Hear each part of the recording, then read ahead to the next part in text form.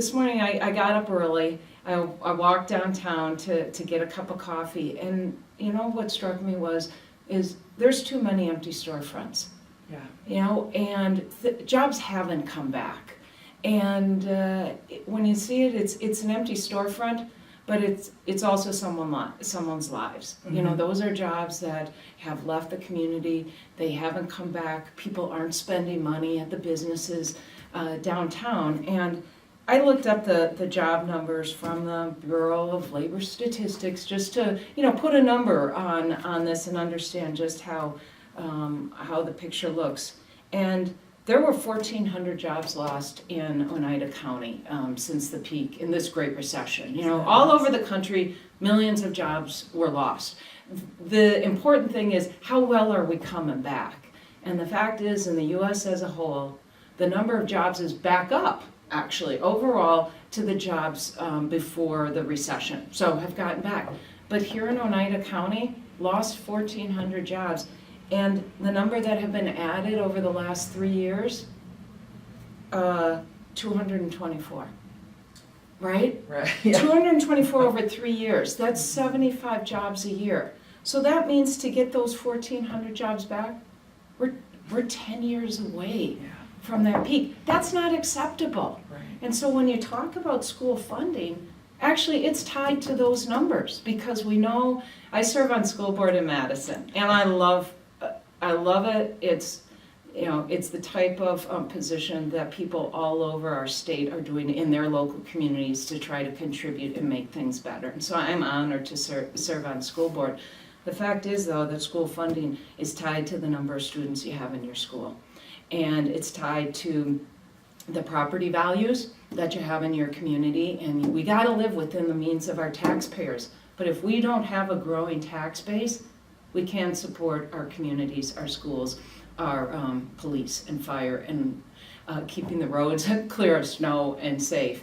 And all of those things are tied to a growing economy, and it's not coming back. We have to be honest as leaders in our communities, as leaders of the state, as governor. I'm going to be honest with the folks of Wisconsin and make sure that we are setting the priorities. We're being honest about the challenges we face, honest about the plans on how we're going to move the state and our communities forward, and honest about the progress that we're making. And right now, I don't see it. I come from a business background, and that's the approach I have taken my whole career. But we got to change things up, because we're not serving the people of this community, and we're not doing what's going to be needed to get those jobs back, to fill those storefronts downtown, to make sure that our kids in Rhinelander are having a good education and able to compete for the jobs of the future. And I support increasing it in 3 steps to $10.10 an hour. I talked to business owners before I, said that. I wanted to do my research, and I talked to business owners who were small businesses and large businesses, and they were supportive of it. And they said, in fact, some businesses that had increased their wages had said, you know what? It actually saves money, because you have a more stable workforce, you get a higher quality workforce. People are not dealing with as many challenges of just trying to fund childcare and things like that affect their performance in the workplace. But this is also about making sure that people have the pride of ownership and of workmanship, of being able to support themselves. And at $7.25 an hour, people aren't able to support themselves. And usually those jobs are ones that are part-time jobs as well, where people are stringing together a couple of jobs in order to make ends meet. They generally don't have benefits to them. And so they are reliant on government assistance, whether it is food stamps or underwriting in healthcare or something. I want to make sure that people are able to support themselves. I was brought up on the values that a lot of people here in Wisconsin were brought up on. I'm a 4th generation Wisconsinite. My great-grandparents were farmers. And I was brought up on those values of hard work and taking personal responsibility. I think that's what people want. But at $7.25 an hour, it's hard to be able to support yourself. So at 10.10 an hour, that's 3 steps, right? It's not, it has to happen right away. It will be over time. It means that people are better able to support themselves. That money goes right back into our economy as well. And so you look at the retail businesses, and most of our economy in the US is driven by personal spending. But if people don't have the money, they're not able to support their local businesses. So this makes perfect sense. This is taking money, putting it back into our local economy, being able to reduce the reliance on government assistance, take pride in that having of a job. Around here, we haven't seen the jobs come back too often in Madison. It seems like people aren't paying attention to other areas of the state, and yet our rural economies are really a very strong area for Wisconsin, but one that has seen a loss of population, a loss of jobs. We've had nearly 9,000 farms that have been lost over a 5-year period of time, and each one of those farms is a small business that sustains a family, in many cases, many times more. But they're generally in our rural communities, and when we lose those farms, we're losing jobs, we're losing people, we're losing revenue to support our schools. All of those things are tied. So I look at jobs, I look at access to health care, big issue in the rural, and education. And the funding formula right now that funds education in Wisconsin is flawed. We have to do something about it, and that's not right. We do have to take on the tough challenges that we have in Wisconsin. And that's why I'm running for governor. I want to take on the tough challenges. I've done that in my business career, and I'm ready to do it for the state. I know that we have everything it takes.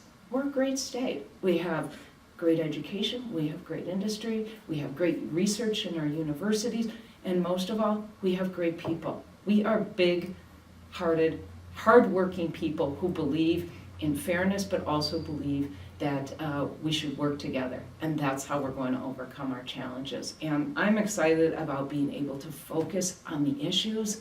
These are real issues affecting people's lives every day. Focus on the real issues and make sure that we get people together, we get all the options on the table that are going to address those issues. Choose the best ones. I don't care if they're Democratic or Republican idea. Let's put the politics aside, focus on the solutions, choose the ones that are going to work, and then bring people together. And I actually, over the last 6 years, the reason I ran for school board is I had created an education initiative that brought together the public schools and the Boys and Girls Club, and it was to make sure that teens who normally wouldn't go to college or have that opportunity, the first in their families to do that, would be prepared and would have that opportunity. And we now have, this fall we'll have close to 750 high school students in that program in high schools, and already 200 that have gone on to college. So I know we can overcome the challenges, but it is about working together because these are tough challenges. Tourism is an important part of our economy, particularly in the northern part of the state.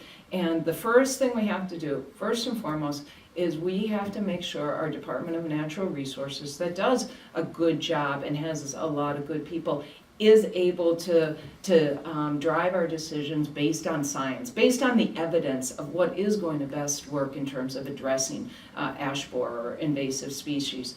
And too often what we're seeing right now is politics is coming in the way of what good research and science says that we should be doing.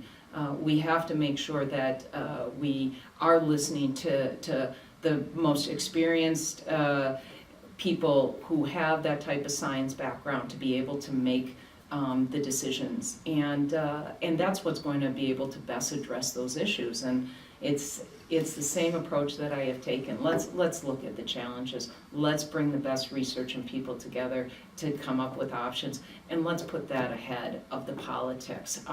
That's how we're going to best address these issues, and they are tough issues. I'm going to be going on a forestry tour later this morning, and so it is about knowing what the issues are in each local community or region of the state, not taking a cookie cutter approach. I mean, we have to really understand it, but I believe we have the good people. If we're able to let them do the work and support that good work, we can address these challenges. It is disappointing when it's become so divisive and that you are letting politics play too big of a role. And the fact was first of all, we should acknowledge what the real issue is here, and the real issue is the lack of jobs. And and it is a real issue in a lot of parts of the state, and we know that right now Wisconsin is dead last in the Midwest, but it is hit particularly hard in the northern part of the state. But going ahead and letting a mining company rewrite our environmental regulations is not putting science first. You know, that's putting business interests ahead of what is best for our communities. And we did have an opportunity for bipartisan support to look at how the mine could be considered, but still safeguard our natural resources, our air and our water. You know, filling in rivers is not the way to be able to create jobs, particularly in an area of the state that relies heavily on tourism. Right. Very short-sighted. So the fact was there was opportunity for bipartisan legislation with Republicans, Senator Schultz, and you saw Democrats, Senator Jauch and Cullen. But you know what, that legislation, what happened to it?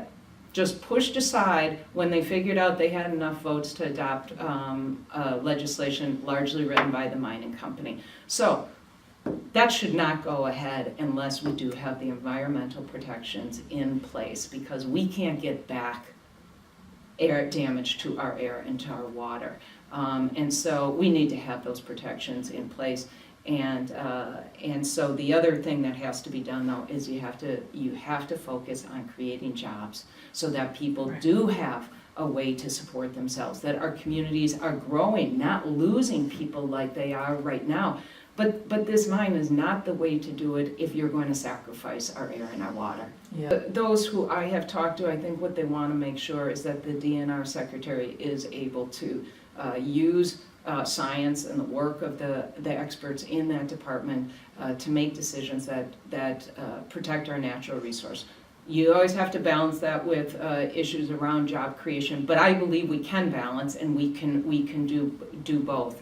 And so I think that's the most important issue, and I'm going to make sure that the DNR secretary is one that does have that independence, is able to take on the issues and say, hey, my primary role is to protect our natural resources here in Wisconsin, make sure that it is balanced with job creation, but overall that is their role. Scott Walker chose to appoint, as the head of the Department of Natural Resources, a developer. Now I question whether that's really their main mission, is protecting our natural resources here in Wisconsin. So you have to realize even if you have a board that can appoint the DNR secretary, the board is still appointed.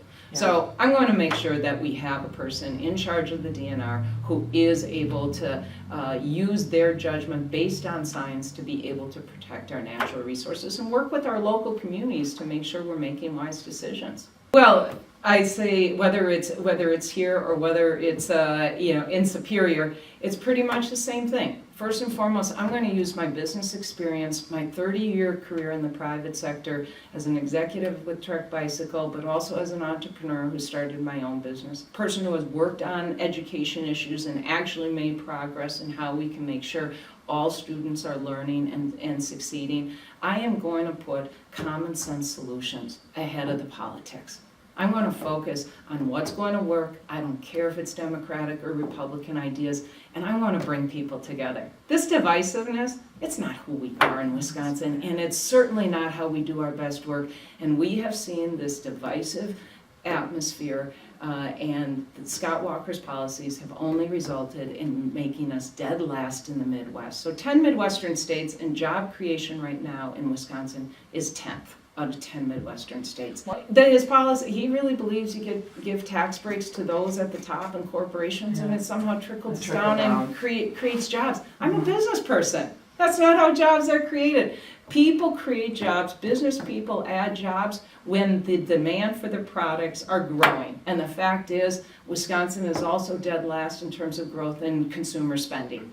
You know, people are not, they don't have the income to spend money, and we're not headed in the right direction. 2014 job creation is worse now than 2013. 2013 was worse than 2012 and 11. It's not getting better. We need to have someone that has the type of business experience that knows how jobs actually get created. And that's the difference between Scott Walker and I. He's been a politician his entire career. I've been a business person most of my career, and it's just an entirely different approach. It is about putting common sense solutions ahead of the politics, measuring and being accountable for what we have promised to do and for the plans, and it means that we put people ahead of the special interests.